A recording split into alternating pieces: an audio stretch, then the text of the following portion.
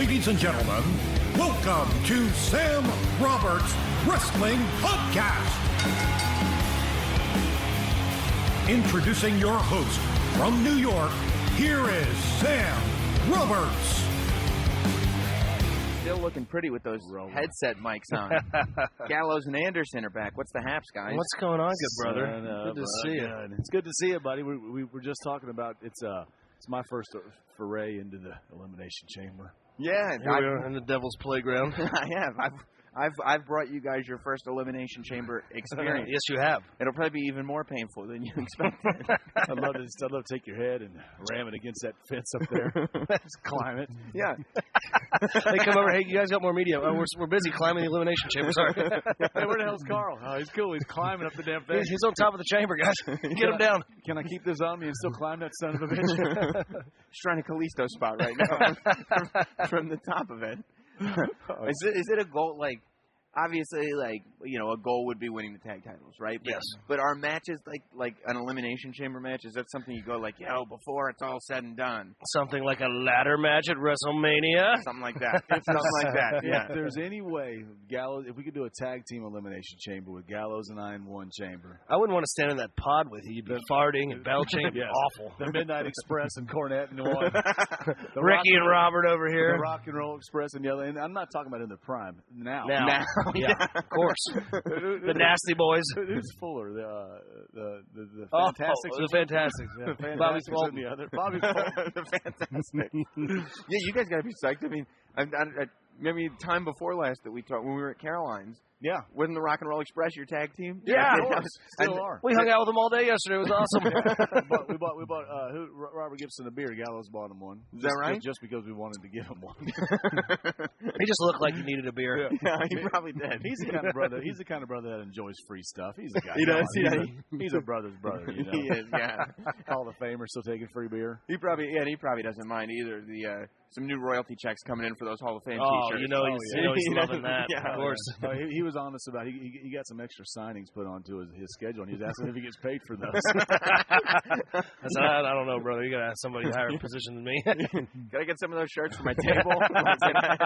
We're the wrong ones to talk to, bud. Yeah, I was kind of hoping, like, before they announced Cornette, that you guys would be inducting. So were we. The Rock and Roll. Did that occur to you that there is a possibility because you put it into the universe, right? Yeah, we kind of put it old up school tag there. teams are your guys' thing. Yeah, we love old school tag teams. We are an old school tag team. Yeah, I feel like we started this ball rolling of them coming into the Hall of Fame. I kind of feel like we deserve a little credit for. I mean, yes, they did have legendary careers, but we did bring it up. Yeah, the powers that be were listening to the podcast. And being like, oh, no. The Rock and Roll Express are great. And he was, wait. And they heard my F-bomb. Yeah. Heard your F-bomb. You got your pay was docked. Found out you were Festus the whole time. Can't say it, guys. We're not telling anybody. I don't do this all the time, but Gorilla is the entrance. Gorilla, what's it called? The Gorilla place. It's where you stand before you walk out. The Gorilla position, yeah. Yeah. It's just still such an interesting place. You have all these powers that be and higher ups up there, and I see Vince over in the corner, and I every now and then I look at him right before we go out, and I think slowly, sometimes. I wonder if he knows yet. Every day, I'm in the middle of stretching, and I'm just. I just hide behind everybody so he doesn't notice and go, "That's that guy." You make sure you keep your tongue in your mouth. Yeah, exactly. Never lick my lips ever. Never. If he doesn't make eye contact with Vince before, then he's good. Yeah. I could just see Vince. I feel like from what I've seen from Vince, I could just see him look over and have that all of a sudden something clicks. That's what we don't want to happen. He makes eye contact. And goes, that's him. Hold on. And then you get a thing from a writer that's like, here's what we want you to do this week. Like the bell's gonna ring. And wait a second, guys. Wait. No, all of a sudden I'm Jesse. I would put a blonde wig on you. Yellow singlet. You know what? I'm out of here. So, were you guys? You had to be pumped to find out that you were going to become tag team champions of the world. Yeah. Yes, absolutely. But especially because at that point it was Gallows and Anderson are winning one week, losing the next week, winning one, and it's like, we're getting on a roll here. And it's like, yeah, we'll put the red and silver on you. How about that? Yeah, it was cool, and some people were saying it was weird because it was on like the Royal Rumble kickoff and this and that. But it's a joint pay-per-view. There's a Royal Rumble match. There's 6 other matches that it's just happened to be put there, and like it was still an hour. The crowd was great. The match was fun, and we're the Raw Tag Team champions. So. You didn't complain. Cena and AJ should have been put on the pre-show, so you guys could have had that spot. I'll tell you one thing. At SummerSlam last year, Cena and AJ were right before our match, and I went, "You got to be kidding me! How do we follow this?" and we're dressing up as these stupid doctors coming out holding Big E's nutsack, right? And we followed Cena and AJ's legendary. We're about to go out. They have this amazing match. I look at him. You got to be kidding me! What the hell are we gonna do now? Come back, and everybody in the grill is just clapping away. And we're about to go out here holding Big E's balls. Don't worry, guys. I know what you're looking for. Comic relief is on the way. John Stewart was in the ring, cut a promo. Yeah, we tried to bash his nuts. I don't know how we survived that, to be honest. How did you get how involved were you in the creation of Southpaw Regional Wrestling? I would like to think that they saw my Sex Ferguson stuff on YouTube, and that's where it came from, but I don't know. Yeah, I mean, so did you just get approached, like, guys, we're going to do a web series? They came up to us, like, a month or two into being here and started talking about this, and I was like, hold on, this is up my alley, we have to do it. And then it took a long time to actually do it, and the fun thing about call up Cabana, they're watching the DVDs, Cabana. Yeah, right? They were like, we got there, and they're like, hey, we kind of want you guys to do this. And I was like, you know, we're very agreeable, very easy to work with brothers, but we were kind of like, nope, we have to do it our own way, and we have to do it off the top of our heads. And it made it so much cooler and better, I thought. Yeah, no, that was it. The guy had a vision and just said, we went to a really cold warehouse, like a car warehouse. Yeah, it was Chad Too Bad was shoot miserable the entire time, complaining, why are we doing this? This is stupid. And then it came out, and it's awesome. Is he complaining with the wig on? Yes. That's ridiculous. His green jacket. and then there was other carny stuff going on. They rented this big warehouse that had cars, a car warehouse. Like Dean Martin's car was in there, and like all these, I don't know, famous cars. Yeah, whatever. It felt like Fast and the Furious style. This one guy was renting his car to the warehouse guy, and the he took the pay and ran away, and then the other guys like, well, I didn't get any money, and like it was like it was awesome. There was actual carny drama going on. Yeah, right. Filmed this thing. Yeah. Just film those guys arguing over who's getting paid for this. Well, I asked myself, he ran off with my payday. It was in Milwaukee, and Milwaukee's Milwaukee's Milwaukee. It's just so you had a problem with Milwaukee there, pal? No, it's just, it was freezing and it was dark and it just sucked, man. It did. It did not. So you hate Southpaw? No. I love Southpaw. Right. I'm talking about it was dark and I'm talking about the city. He was just in a bad mood. I was in a bad mood. That's about what Chad Too Bad was pretty cool because I was mad. So I guess Chad Too Bad is the heel in all this. He was running down the town like. Let me tell you something, Milwaukee. I've been to colder and darker places, but I don't remember when. How do I not have a dressing room here? The depths of Milwaukee. I can't turn the lights on in here. It's cold. It's wet. It stinks. I hate this. I think the second we cut those promos, though, we were like, oh, we started having a blast. This is fun. And there was no script or anything. Like Stone Cold called us the other day, which is pretty cool. Yeah. And put it over to them. We keep telling everyone. Yeah, Stone Cold called us, by the way. Any text messages, deer pics, too. What did the phone call sound like? He said, I just wanted to tell you something. I've been watching that Southpaw shit. It is a hoot. I'm having a good time over here. I told your damn partner over there that he was actually a GD bomb. I told your GD partner over there that extended laugh you had at the end of that Chad Too Bad segment. That was great. He was giggling himself. Yeah, he buffed himself. Was it was moving from sex to Tex? Was that something that you knew just kind of had to happen? This is something that I'm going to disclose here on the Sam Roberts Show. Good. That I haven't discussed. Good.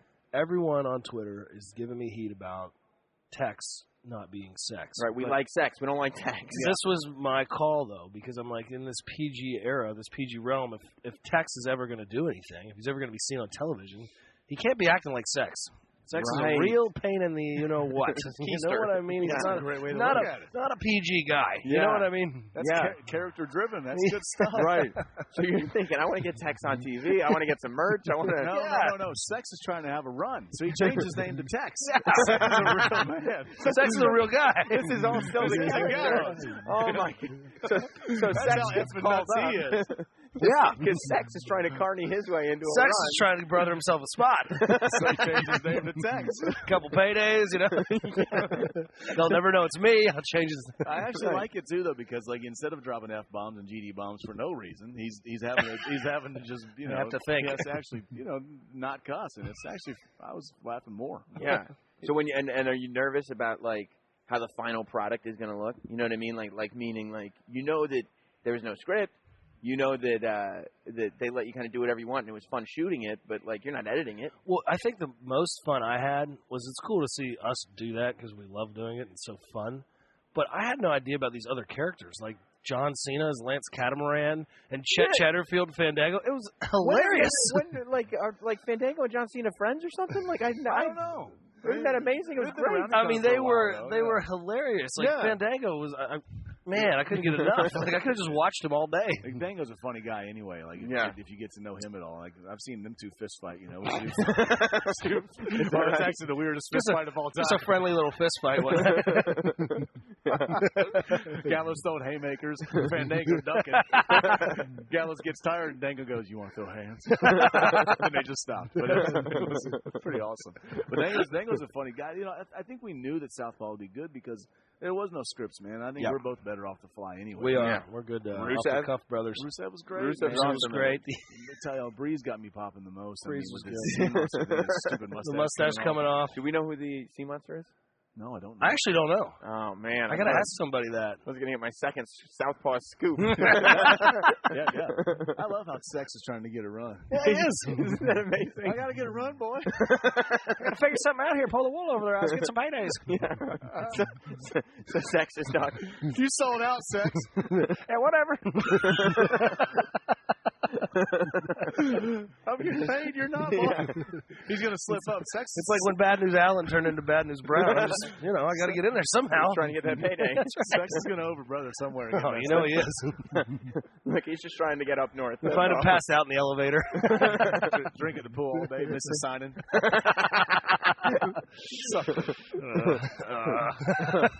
Oh, man. So, how do you guys feel going into a ladder match at WrestleMania? Number one, my reaction to it was I feel like the tag match was the perfect match to put a ladder in because, number one, I think it adds a little bit of meaning. Like, everybody in the match has been metaphorically climbing the ladder. Yep. And number two, it's like it does mix it up because the three teams, we've seen them on Raw a lot, wrestling each other in various incarnations. This is now totally different, and it probably helped make sure that it stayed on the main show as opposed to the pre-show. That's the first thing we said. Yeah, and I think that you look at WrestleMania and what WrestleMania is and what it's all about and how big it is and how cool it is, but for the tag teams, the tag team moments in the history of WrestleMania have been these big ladder matches. So, that's what you want to be in, and to get that, we were excited about it. It's gonna be awesome. Yeah, like when the Dudley Boys and Edge and Christian and the Hardys may have those awesome, those awesome three-way ladder matches, man. Like, that's stuff that everybody remembers. Yeah, stole the show in those years, and so it's just cool to be thrown into that and to have something like that is going to be an impactful, meaningful match. Yeah, because people are like, nobody in that match is like a ladder guy, you know what I mean? But then, I think it makes it more interesting, kind of. Yeah, I do too, because it's not like the Dudley Boys are ladder guys. I mean, were those guys right? And were those they guys, just love climbing up and down. And were those guys? Bubba's up top again. were those guys ladder guys before their first ladder match? Right. Yeah. Now, but does it like you're like, okay, we're really gonna have to hurt ourselves in this match now? I think there's always a chance for to get hurt, but I don't think we have to go. We're gonna go insane, of course, but I mean, I don't fear death. I think our adrenaline's going to be pumping out of our minds, and I think that it'll probably be one of those things that, like, it'll be done so quickly that we'll be like, oh my gosh, I can't believe we just did that, because like stuff like that seems to fly when you're actually doing it, I think. Right.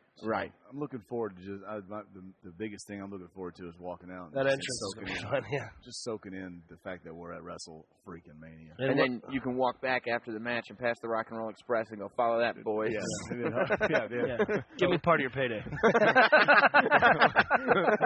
Well, it's like Robert Gibson said. They said they wanted him for Raw, and he goes, I didn't bring my gear. I said, wear Ricky's. It won't fit. I didn't bring my gear.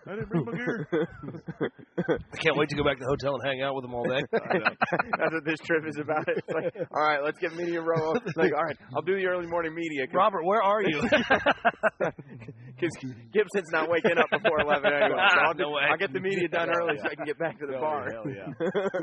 Oh, it's great. Well, Dude, you want to go to the gym now? It's just so cool to be a part of, like, you know, I talked to you when Bullet Club was running hot. Yeah. The first time, and then, you know, when Gallows had come over, 2014 was sweet for when AJ came into the Bullet Club. And, you know, doing 8 Tokyo Domes in a row. It's just cool to be doing WrestleMania. It's WrestleMania, Ultimate Thrill Ride, streaming live on the WWE Network. What do you think happens next? You got, like, Feels surreal. Yeah. Now you've got rumors that, like, AJ may end up on Raw at some point. Who knows? Yeah. But we know Ferg's coming back, right? I mean, Finn Balor's coming back. Coming back. Yeah. Well, I saw you guys at the last White Plains show. Yep. And Finn Balor was on the card. You guys are on the card. You're sharing a locker room again. He's good. He's ready to go. Yeah. I actually ride jumped on him. I skipped out with Gallows and rode with Ferg. A little heat between me and him for a week. Is that right? Not little heat, big heat. How come you can't ride with them? I guess I'm not cool enough. You're not there yet. Well, actually, Big Show made him ride with them. So I drove the Big Show. Big Show. It's fun though. He has great stories. Big Show does. Oh man, yeah. Because he's been around forever. He was in the rock and roll era, you know, like the stuff he's saying, like. Can't repeat it, but it's awesome. Yeah. He came up to us and asked if we wanted to ride with him one weekend. We were like, yeah, we said, oh, hell yeah, we want to jump in that car with you. You know, then I think he rode with us and goes, Jesus, these boys are nuts. Well, yeah, the guys that have seen some stuff must, like, love you guys because they know that you're just, like, you just want the stories. Like, we're just like old school brothers. Yeah, exactly. I'd like to think that we're brothers, and that the old school guys do tend to appreciate. Yeah, they kind of like us. I think you are too. Yeah, and you found some good brothers in WWE. They sure did. Yeah, and there's a lot of good brothers here now. It's a good locker room. Yep. Yeah, absolutely. Well, guys, thank you for swinging by. Always a pleasure, man. It's always our favorite stop. Thanks for inviting us. Especially when we're in the Elimination Chamber. Let's look around at all these other people sitting at their tables. Really You're inside of an Elimination Chamber. You guys finish up. I'm going to climb this son of a bitch. I'll see you guys later. All right, buddy. Thanks.